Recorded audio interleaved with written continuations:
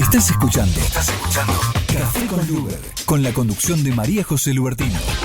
Toda la actualidad con una mirada diversa y feminista. Café con Luber, por Radio Sónica.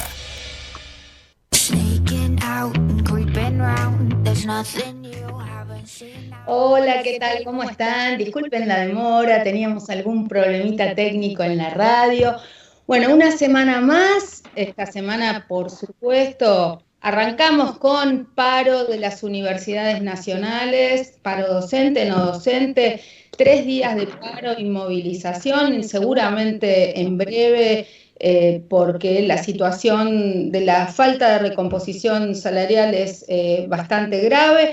Y también esta semana va a estar signada por la declaración de Fabiola Yáñez, que todos estamos esperando. Hemos dicho en distintos medios de nuestra solidaridad desde los movimientos feministas con el caso de violencia de género, pero por supuesto también es una semana en la cual vamos a estar con los ojos en la Cámara de Diputados, porque hay proyectos de ley que parece que tienen más de 2/3 de los votos para aumentar a los jubilados un 8%, con lo cual el presidente de la Nación no podría vetar esa ley. Y también, por supuesto, les contamos que hemos impugnado las candidaturas para la Corte Suprema de Justicia de la Nación de Lijo y García Mansilla por violación de la paridad de género. De todo esto vamos a estar hablando semana tras semana, pero hoy tenemos un programa muy especial, con invitados, para seguir tocando temas de fondo. El debate de fondo de hoy es sobre la crisis ecológica y la transición energética. Para eso le damos la bienvenida a nuestros 4 invitados de hoy. En primer lugar, le quiero agradecer mucho a Camila Mercure, ella es responsable de política climática de FARN. Gracias, Camila, por acompañarnos. Le damos la bienvenida y la sumamos. También nos acompaña Javier Grosso, él es profesor de geografía en la Universidad Nacional de Comahue y actualmente está trabajando en la Cátedra de Ciencias Sociales y Didáctica del Profesorado en Educación Primaria del Instituto de Formación Docente FISC en Menuco, en la ciudad de General Roca, en Río Negro, y es integrante del Observatorio de Sismicidad Inducida. Muchas gracias. Y también nos acompaña María Paz Aedo, que estará en línea, socióloga, máster en Humanidades Ecológicas y Transición Ecosocial. Ella es doctora en Educación Académica del Departamento de Estudios Generales de la Universidad Diego Portales y miembro del Pacto Ecosocial e Intercultural del Sur. También nos acompaña Fabricio Di Giacomo, vecino de Las Grutas e integrante de la multisectorial Golfo San Matías y de la Red de Comunidades Costeras, y Javier Grosso, creo que lo habíamos presentado recién, creo que ya están nuestros 4 invitados en línea y presentados, así que bueno, esperemos que los puedan sumar pronto en imágenes. Y bueno, en primer lugar, muchísimas gracias, Camila, por acompañarnos. Me gustaría poder darte en primer lugar la palabra para que nos digas. Camila es integrante de FARN y viene siguiendo los temas de la crisis ecológica. Camila, ¿por qué se habla de una crisis ecológica y algunos hablan de una triple crisis? ¿Y cuál es la situación en Argentina? ¿Cómo nos afecta, nos impacta todo esto? Bueno, muchas gracias y buenas tardes a todos. Gracias, María José, por la invitación y también un placer estar compartiendo esta conversación con los demás. Para empezar, la realidad es que cuando hablamos de justamente esta problemática socioecológica en la cual nos encontramos, muchas veces a veces suele ser reduccionista, ya sea por cuestiones de solamente cambio climático, y la realidad es que, como bien vos comentaste, se tratan de múltiples crisis que a su vez estas interactúan constantemente entre una y la otra. Por un lado hablamos efectivamente del cambio climático, pero no es la única. También hablamos de todo lo que está sucediendo con la pérdida de biodiversidad y, por otro lado, también la crisis de contaminación que estamos viviendo.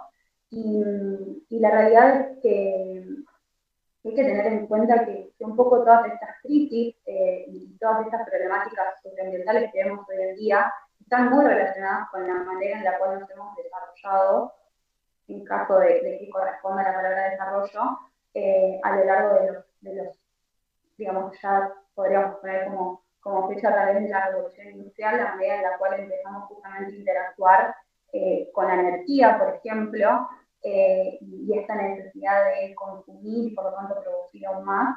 Entonces creo que justamente este modelo de producción y consumo en el que nos encontramos actualmente deja una pista bastante relevante de por qué nos encontramos hoy donde nos encontramos, y que obviamente creo que una de las características de estas distintas problemáticas tiene que ver con que no afectan de manera igual a todas las regiones, ni a todos los países, ni justamente a todas las personas, y que muchas veces suelen tener sus grandes efectos y mayores efectos en las poblaciones más vulnerables. Y esto sí me parece un dato bastante importante a mencionar y a resaltar, pero eso por el momento. Sí, contanos un poco, Javier Grosso, ¿cuál es en este momento, cuál es el impacto del cambio climático? ¿Por qué se habla de no a los combustibles fósiles? Cuando hablamos de estos temas decimos, bueno, necesidad de una transición energética. ¿Cómo es la relación entre el uso de la energía y el cambio climático? Buenas tardes, ¿cómo andan? Gracias por la invitación y por el convite ahí al debate. Bueno, en un principio el escenario se ha vuelto cada vez más adverso. Recordemos que hasta agosto del año 2021 el IPCC, que era quien analizaba en forma internacional los movimientos del cambio climático y el efecto invernadero, a partir de agosto del año 2021 ya le dio carácter de irreversible a el aumento de las temperaturas atmosféricas, con lo cual ya cambia el escenario hacia un escenario donde cuando decían, che, dejemos de consumir fósiles ahora para en 20 años llegar a algo que se parezca a lo que pasaba en 1980, ese escenario ya se dio por tierra.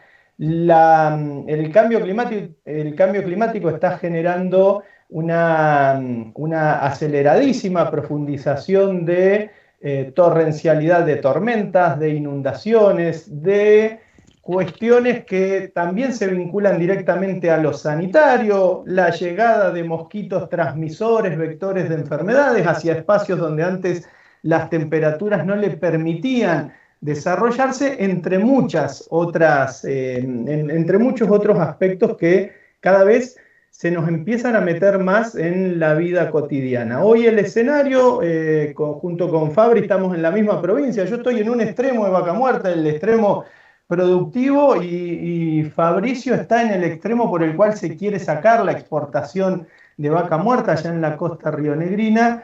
Y vemos un escenario que, lejos de instalar debates transicionales, busca instalar la idea de vaca muerta como la única salida macroeconómica, social, de ingreso de divisas, de generación de empleo, mientras que estamos estudiando ya hace muchos años que vaca muerta no para de crecer, pero no paran de crecer los indicadores de las problemáticas ambientales asociadas, sean estos sismos inducidos. La semana pasada estábamos informando del sismo número 500 en la provincia de Neuquén desde la llegada del fracking, desde 2018. Los basureros petroleros, el fracking está asociado a la producción de muchísimos residuos, basureros petroleros, pozos sumideros donde se inyectan las aguas que retornan del fracking. Bueno, todos esos récords están batiéndose mes a mes en un escenario donde, como bien decía Camila antes, los efectos ambientales van creciendo, pero la sociedad tiene hoy una dificultad para identificarlos, analizarlos, mirarlos críticamente. María Paz Aedo, ¿ya estás conectada? ¿Me pueden avisar si está conectada María Paz Aedo, que estaba por llamada telefónica? Bueno, parece que no. Entre tanto, te pregunto, Camila, que nos des un poquito más de precisiones sobre cómo es la energía y cómo es el cuadro energético en Argentina, cómo es la composición del uso de energías en Argentina, porque se dice que, bueno, en realidad los impactos del cambio climático que estamos teniendo en nuestros países son impactos del cambio climático generada por el uso de combustibles fósiles en el norte global, pero también nosotros estamos contribuyendo a eso con determinadas actividades energéticas, mineras. ¿Cómo es el cuadro de situación en Argentina de la composición, digamos, del uso de energías y del uso de combustibles fósiles? Genial, gracias por la pregunta, es muy interesante y para eso hay una herramienta que es el balance energético nacional y justamente ahí se pueden ver como las distintas ofertas de energía primaria y secundaria. En nuestro caso, Argentina, la matriz energética está compuesta más de un 86% por combustibles fósiles, es decir, petróleo, gas y carbón en mucha mayor medida, pero generalmente el petróleo y el gas son los que más aportan justamente a esta matriz energética.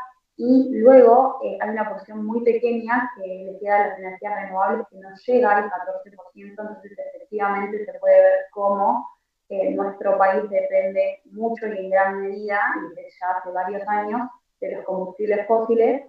Y si bien obviamente a la hora de hablar de cómo hemos llegado hasta acá y que efectivamente el sector energético, debido a la manera en la que se produce la energía, no solamente en Argentina, sino en el mundo, justamente se trata de una matriz también energética mundial con alto contenido de petróleo, de gas y en muchos casos también de carbón, justamente esto afecta a la mayor y contribuye a la emisión de gases de efecto invernadero y al calentamiento global, al cambio climático.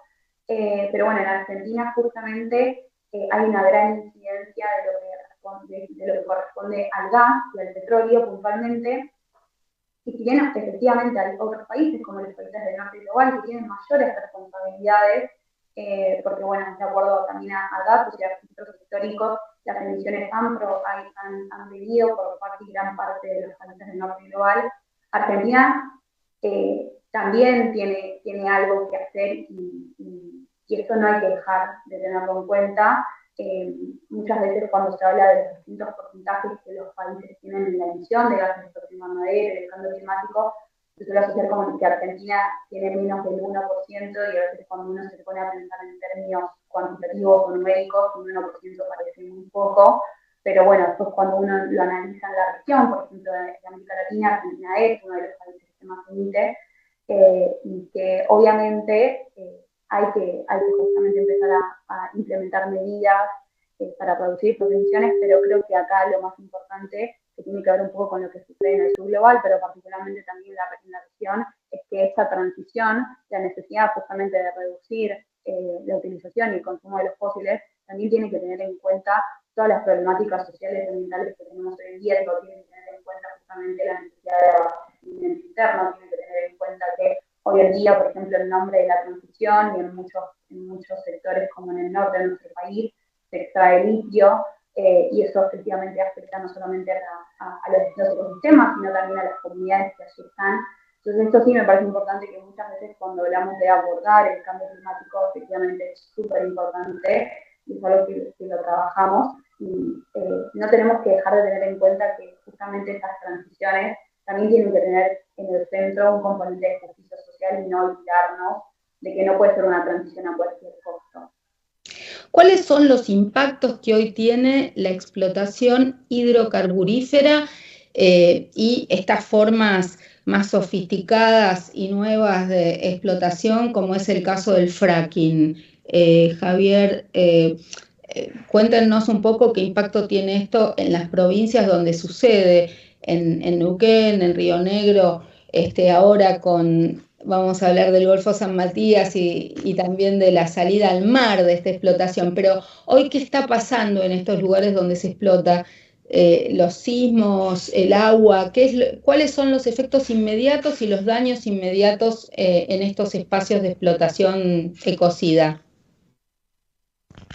Bueno, ahí yo me había preparado un ejemplo porque digo, a veces es difícil ejemplificarle a personas de Buenos Aires lo que ocurre acá en la Patagonia. Los basureros petroleros, por ejemplo, un basurero petrolero es un predio en el cual se arroja tierra totalmente contaminada, con olores muy profundos que lo sentís incluso a kilómetros. Para que te des una idea, María José, tus oyentes, la sumatoria de 4 basureros petroleros que están cerca de la localidad de Añelo da un total de 474 hectáreas. Más o menos es como compararlo con 4 veces todo el predio donde está Aeroparque. Entonces, imagínate si multiplicas todo el predio donde está Aeroparque por 4 y te imaginas montañas, pilas de montañas de 5 o 6 metros de tierra completamente intoxicada, sucia, que no se puede recuperar. Eso por el lado de los basureros petroleros. El fracking es sumamente generador de residuos. Por el lado de los sismos, eso ya no tenemos que esperar a que ocurra dentro de unos años. Los sismos ya obligaron incluso al gobierno de la provincia de Neuquén a construir viviendas antisísmicas, pero con la salvedad de que nunca explicó formalmente por qué tenía que hacer vivienda antisísmica en un lugar donde no había temblado nunca. Anunciaron 60 viviendas, de las cuales van construidas 12 en la localidad de Sausal Bonito, que es la más afectada. Casas que se tuvieron que tirar abajo para reconstruir y muchas grietas en las viviendas, además de lo que generó para un pequeñito pueblo en las orillas del río Neuquén que los sismos vinieron a alterar la tranquilidad, porque temblaba a cualquier momento, se asustaban las mujeres, se asustaban los chicos, se asustaban las personas, todos estaban con algo totalmente nuevo. Y lo de los pozos sumideros, y ahí le dejo a Fabri como para que hable del tema en la costa, pero los pozos sumideros son la inyección del agua que vuelve de los pozos de fracking, que es un agua totalmente contaminada. Antes de empezar a salir hidrocarburo, después de la fractura, vuelve el agua de flowback, que se llama. Es un agua tan contaminada que no puede ni siquiera ser tratada y recuperada y se tiene que meter debajo de la alfombra en los pozos sumideros. Esos serían como los más urgentes y los que no hay que esperar que ocurran, están ocurriendo ya hace varios años. ¿Y por qué hablamos de la protección del Golfo San Matías y cuál es la conexión, Fabricio, entre lo que ocurre en Vaca Muerta y lo que está empezando a ocurrir en el Golfo San Matías? Hola, ¿qué tal? Bueno, el Golfo tiene una característica durante más de 20 años. En principio, esa es una de las razones por la que en el Golfo San Matías y Península Valdés, que es la misma ecorregión, es el mismo ecosistema marino, para que no recuerde por ahí mapita, el Golfo San Matías abre en el norte, es una C, como todos los golfos, abre en el norte en el territorio rionegrino y la parte de abajo cierra con la Península Valdés.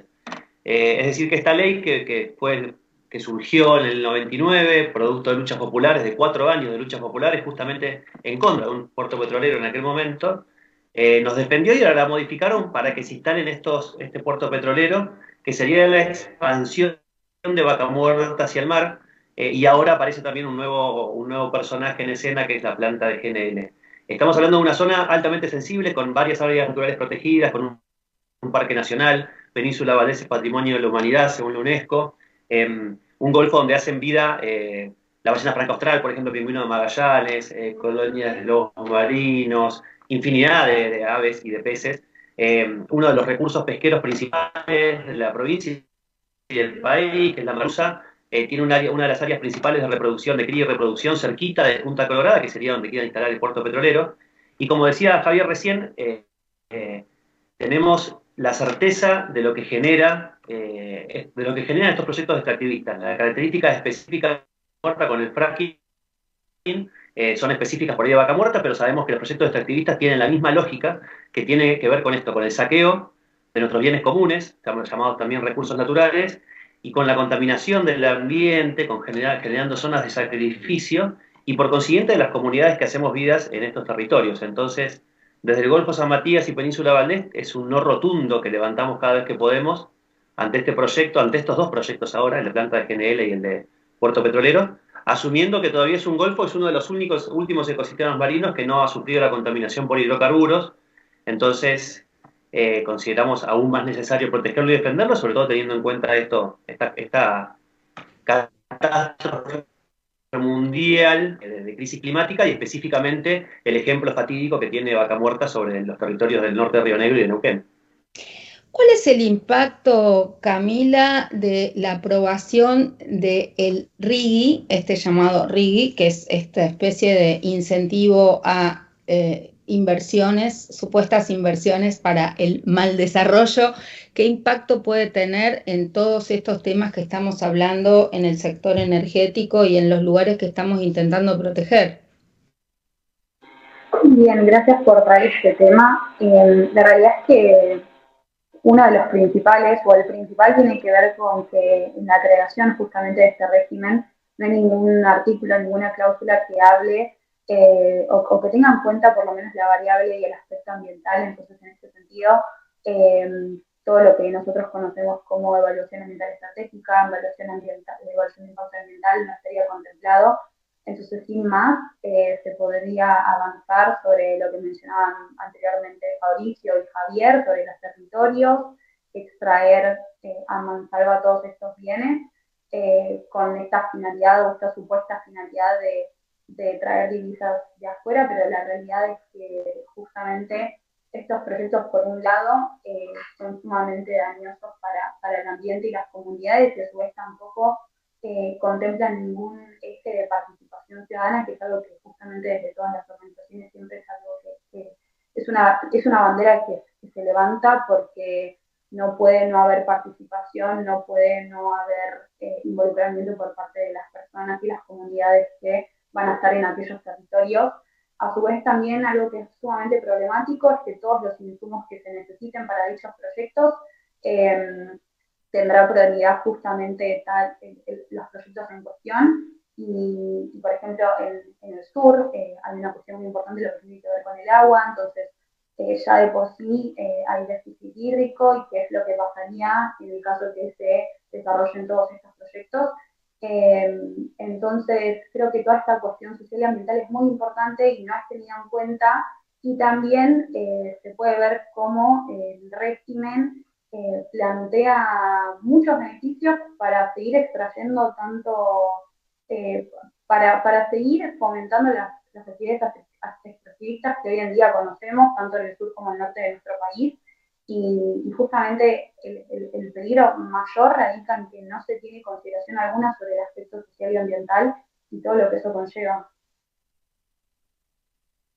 ¿Qué está pasando en las provincias? Porque además estamos viendo que están enviando proyectos de ley provinciales para apoyar al RIGI. Ya tenemos un mapa de provincias, y en Río Negro me gustaría que nos cuente Fabricio, porque recién acaban de tener este debate en Río Negro que justamente se conecta con esta salida al mar para este tipo de explotaciones. Seguramente esto va a estar vinculado al debate justamente del puerto que quieren hacer. Bueno, estuvimos ahí en la legislatura el día que había convocado el gobernador Beltinec para votar la adhesión al RIGI. Sabemos que siempre que se presentan ese tipo de iniciativas de parte de la mano del gobernador, en general es porque hay ya preacuerdos dentro de la legislatura que garantizan la aprobación de cualquier tipo de iniciativa. Entonces, estuvimos de todas maneras ahí manifestando nuestro rechazo, porque entendemos que el RIGI esto es antidemocrático, refuerza el saqueo, nos deja totalmente vulnerados, tanto como territorios como comunidades. Y tenemos la triste noticia de que ser la primera provincia en el RIGI, además de ser el municipio que adhirió.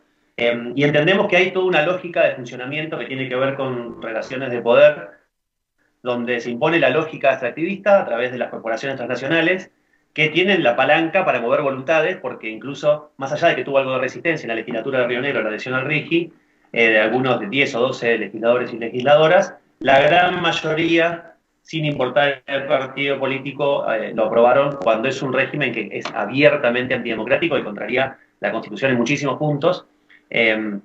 Así que eso fue como el primer punto que tuvimos acá en Río Negro, pero se conformó muy rápidamente una campaña plurinacional, que se llama Campaña Plurinacional No al RIGI. Ya hemos hecho algunas publicaciones, es impresionante la cantidad de personas,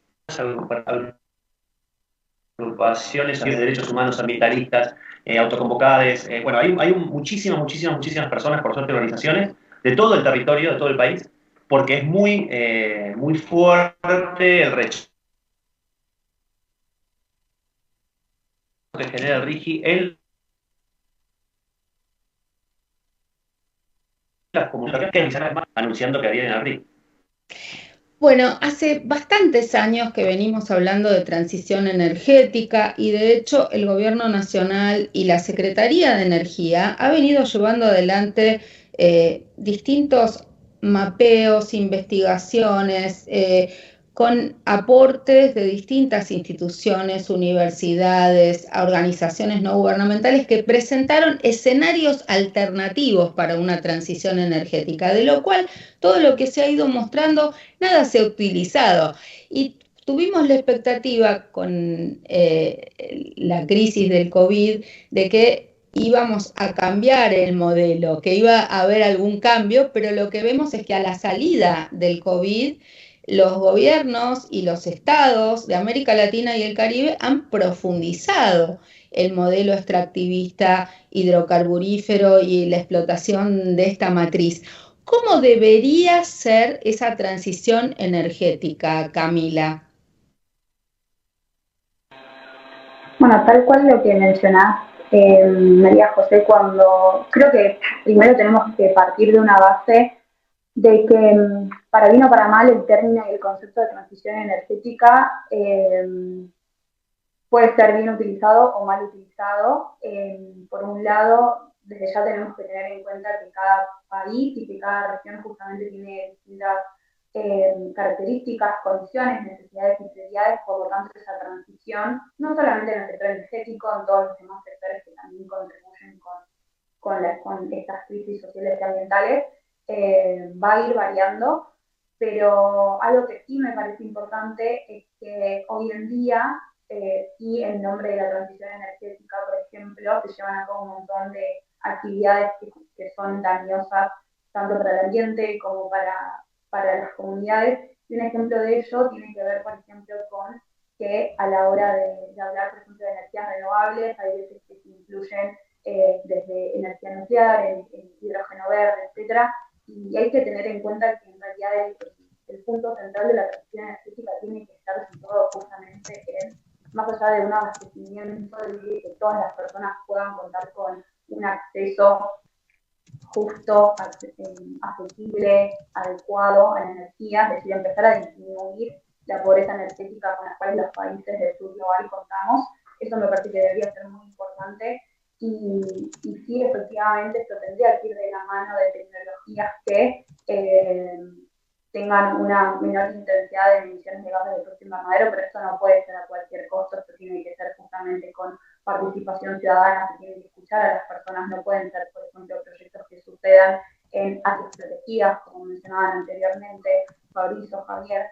Entonces hay muchos aspectos que hacen a la transición que hoy en día no son considerados. Hoy en día, cuando se habla de transición en muchos espacios, por lo menos internacionales, se habla solamente del aspecto tecnológico, es decir, de qué manera reemplazo todas las tecnologías que antes utilizaba con combustibles fósiles, de qué manera las reemplazo con tecnologías que sean limpias, ese es el término que se suele escuchar mucho, en emisiones de gases de efecto invernadero, pero no se tienen en cuenta en la transición energética temas de gobernanza, temas sociales, y esto sí es muy importante y en pos de justamente poder llegar a la transición energética que sea con un bajo contenido de carbono, y que también se les contribuya con el acceso a la energía, es que hay que empezar a ver todas estas variables y elementos que no son tenidos en cuenta en la teoría y que es muy importante, porque si no corremos el riesgo, y muchas veces creo que también sucede eso, actualmente corremos el riesgo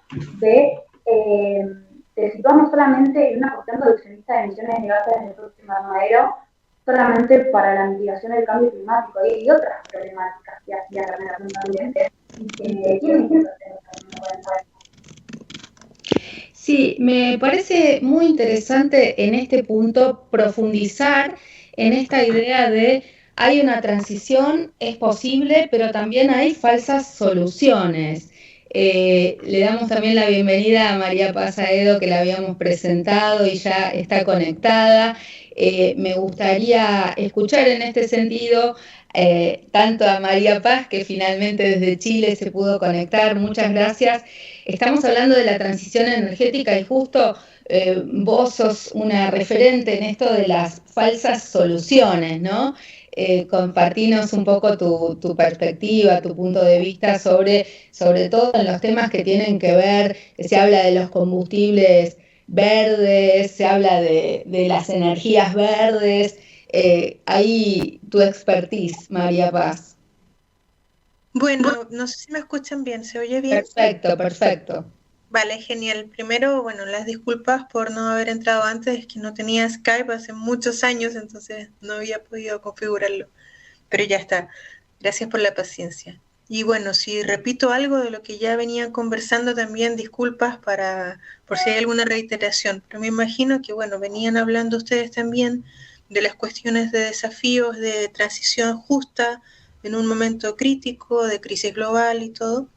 Y me gustaría ofrecer una mirada como de lo que está pasando aquí en Chile y también a nivel regional, y que tiene que ver con la promoción de alternativas energéticas en aras de la descarbonización, de decir que, bueno, ahora todo va a ser energías verdes, renovables, y que entonces, bueno, ya no vamos a tener problemas de cambio climático ni de crisis de biodiversidad porque ahora todo es verde, ¿no?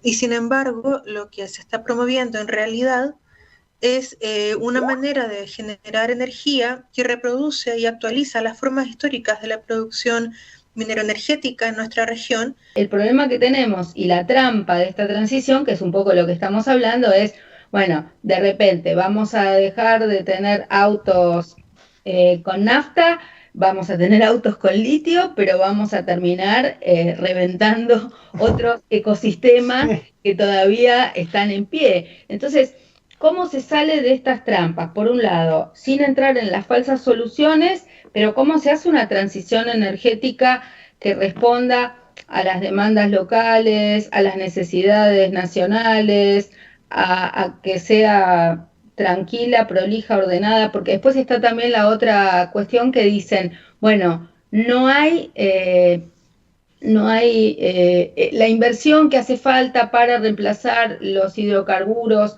para poder sostener con energía eólica, energía, no sé, mareomotriz, energía solar, es imposible, no se puede reemplazar todo lo que hoy tenemos en movimiento y las exportaciones.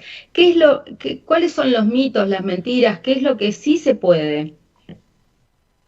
Bueno, ahí hiciste una introducción, el programa dura hasta las 9 de la noche. Son más tarde, así que espero que nos den algún changüí. Conecto con lo que decía Paz. Acá hay una transición que nos la venden desde el poder económico central, nos la vende el norte, que ya está queriendo que le financiemos su transición a una mejor vida atmosférica o ambiental. Pero, por ejemplo, les pongo un ejemplo bien claro. Acá en Vaca Muerta está Techín, Paolo Roca, que extrae hidrocarburo y luego lo transporta y además hace los caños del gasoducto y de todos los gasoductos y oleoductos. Y está Pluspetrol, es una compañía también de capitales nacionales, de la familia Rey, Fracking, ambos son grandes productores de hidrocarburos acá en Fracking, pero los dos ya metieron intereses en el litio. Es decir, acá hay una transición que nos venden como una transición verde, pero con los mismos protagonistas, y le saco nuevamente las palabras a Paz, se las tomo prestadas, sin tocar el modelo económico. Los que tienen el poder siguen teniendo más poder, y los pueblos somos quienes vamos a padecer estos escenarios que cada vez en materia ambiental parecen dificultarse o ponerse más adversos, a la vez que en materia social. Preguntabas por dónde comenzar. Yo creo que los comienzos, como siempre, los van a terminar dando las bases, porque este modelo que es energético también es un modelo social que está amontonando mucha gente en las periferias y en los bordes, y sabemos cómo termina esto. Las bases tienen un nivel de tolerancia, pero sabemos que esos niveles de tolerancia llega un momento donde ahora está difícil pensar lo ambiental cuando estás pensando más en tener la heladera con comida que lo ambiental, pero lo ambiental también es social y político. Y esta crisis política va a ir arrastrando a revertir el modelo cuando los pueblos finalmente veamos lo que está todos los días al lado nuestro. Es decir, estamos apretándonos, estamos transicionando, estamos juntando tapitas en las escuelas. ¿Para qué?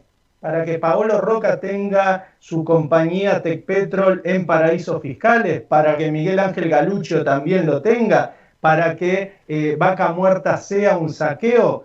Esta transición energética, acá tomo algo que decía Camila recién, esta transición energética que nos hacen ir hacia lo verde y nos venden el gas de Vaca Muerta como gas de la transición.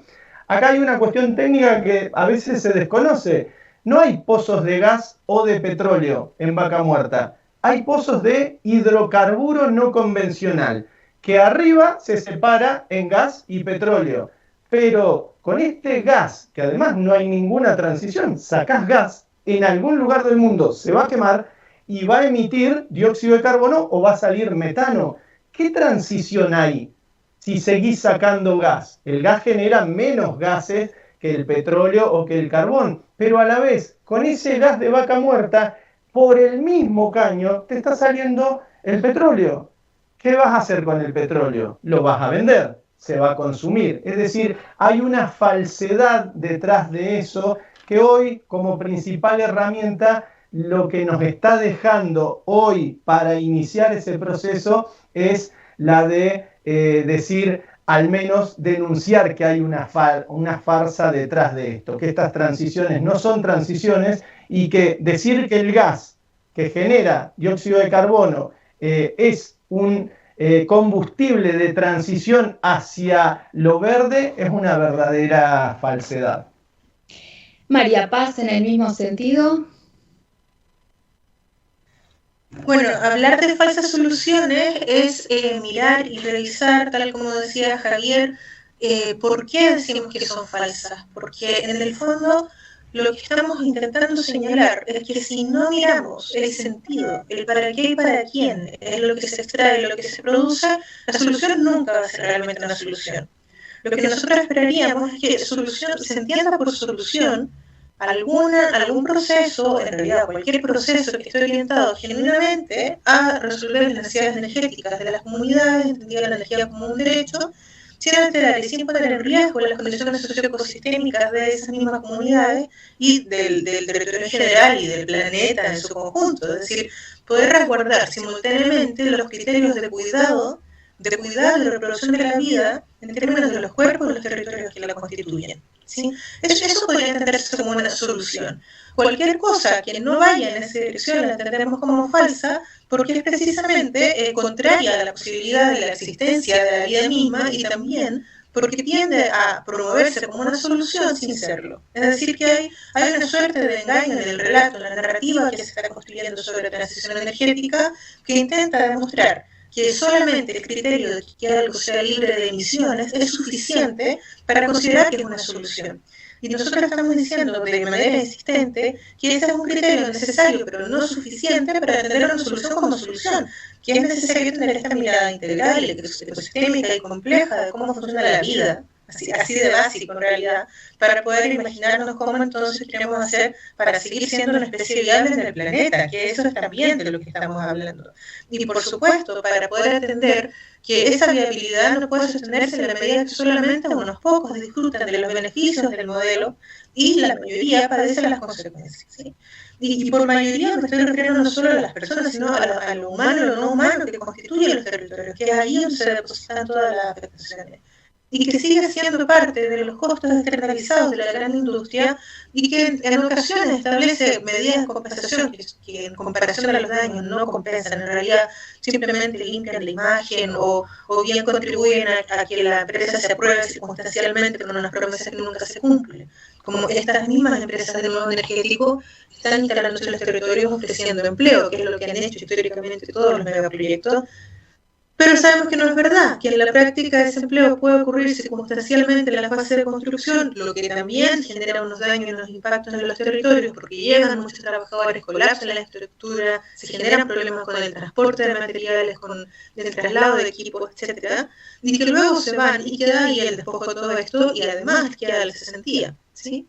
Entonces no es una solución por ningún lado, y lo que sí podría constituirla en aras del resguardo de la vida sería como visibilizar lo que sí se está haciendo en los territorios, y vale la pena poner mucha atención en las soluciones que emergen, soluciones que son tecnológicas también, dentro de las comunidades que históricamente han sido subordinadas o marginadas de la cobertura energética.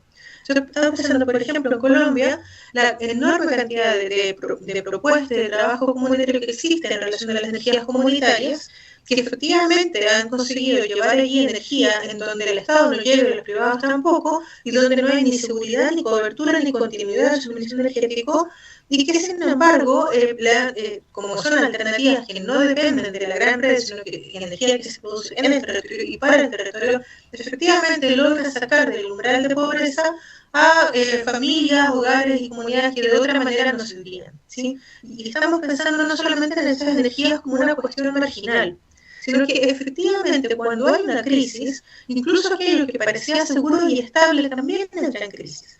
Nosotras estamos en este momento en Santiago de Chile en una crisis enorme, producto del último gran temporal que hubo, que generó unos vientos que nunca se habían visto en nuestras ciudades. Eso también hay que decirlo, con el cambio climático los fenómenos son cada vez más extremos y raros, y claro, hubo un viento muy inusual. Y ese viento inusual ha dejado más de 60.000 hogares sin luz, básicamente sin electricidad, no solo sin luz, como sin la cobertura mínima para todo lo que implica estar conectado a la red.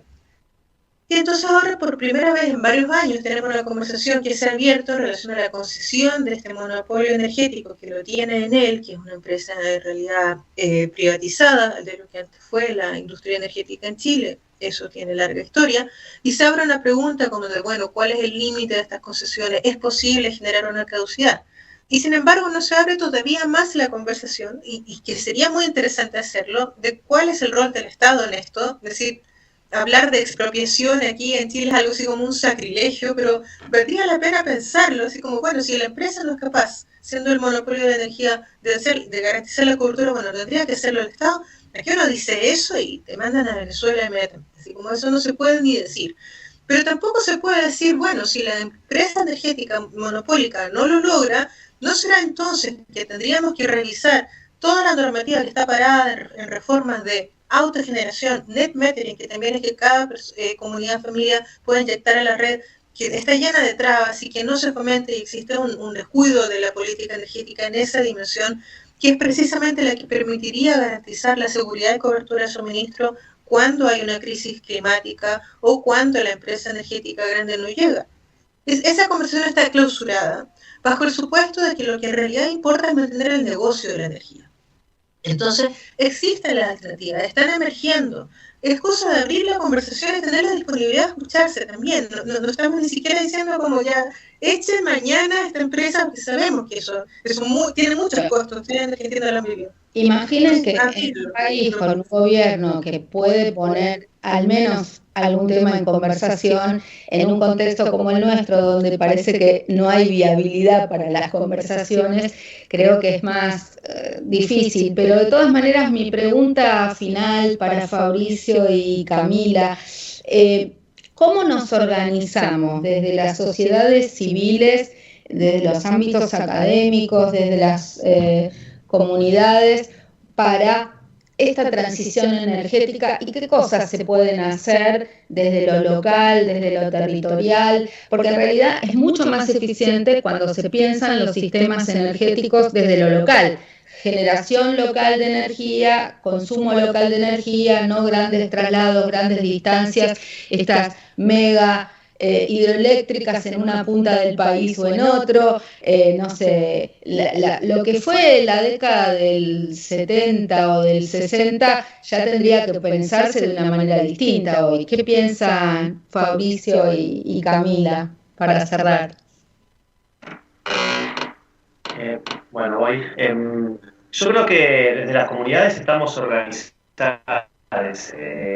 Lo venimos haciendo hace muchísimo tiempo y lo seguiremos haciendo, o sea que como comunidades estamos listos y listas para afrontar todo esto. Como decía también Paz, me parece que hay un montón de trabajos y de realidades que ya están siendo, no que son proyecciones solamente, que tienen que ver con esto de la transición energética. De hecho, yo donde vivo ahora no tengo ni luz ni gas de red, porque no llega hasta acá, y eso estoy apenas un par de cuadras, un par de kilómetros como del casco histórico, del casco de la ciudad.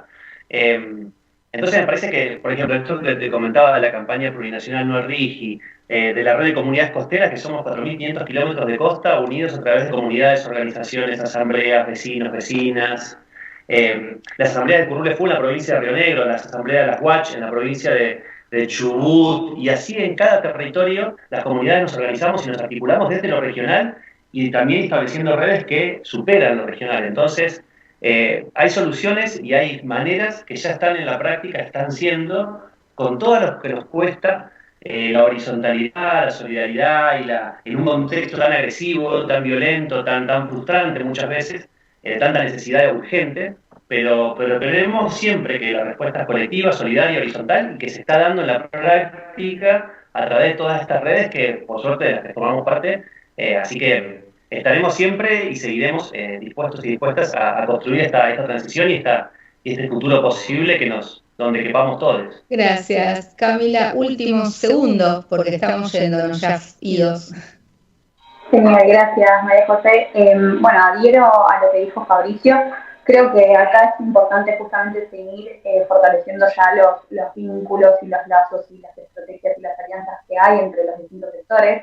Y en este sentido creo que algo que puede servir tiene que ver con, bueno, también saber cuál es el esfuerzo incluso como ya sea desde las comunidades locales, desde la academia, desde las ONGs, y de esa manera empezar a circular, pero también potenciando justamente los fuertes y esas actividades primarias que tiene cada sector en particular, en pos también de llegar hacia donde tenemos que llegar para pedir y justamente fomentar una transición energética que sea justa. Creo que todo lo que nos fue llevando a esta conversación tiene que ver con que no se trata solamente de un mero cambio tecnológico, tiene que ver justamente con poner en el frente las necesidades de los pueblos, de las personas, la protección de la biodiversidad, y creo que eso se está llevando a cabo desde los distintos sectores de las distintas organizaciones, pero creo que ahí algo muy bueno tiene que ver con eso, con ver cuál es el fuerte y cuál es lo que a cada sector y organización le sale mejor y más fácil, y ver de qué manera también se pueden articular en conjunto todas estas actividades.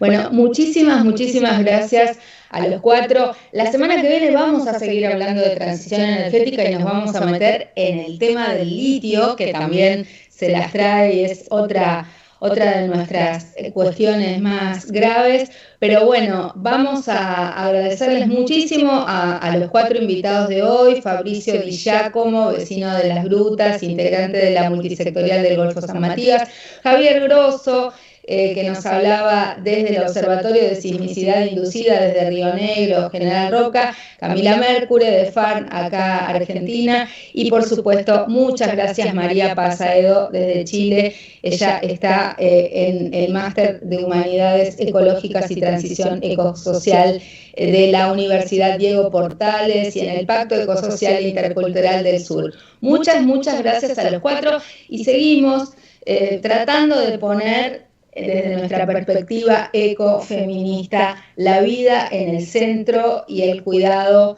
del planeta y de las personas, todas las personas humanas y no humanas que habitamos en ella. Así que muchas gracias y hasta la semana que viene será con todos ustedes. Gracias.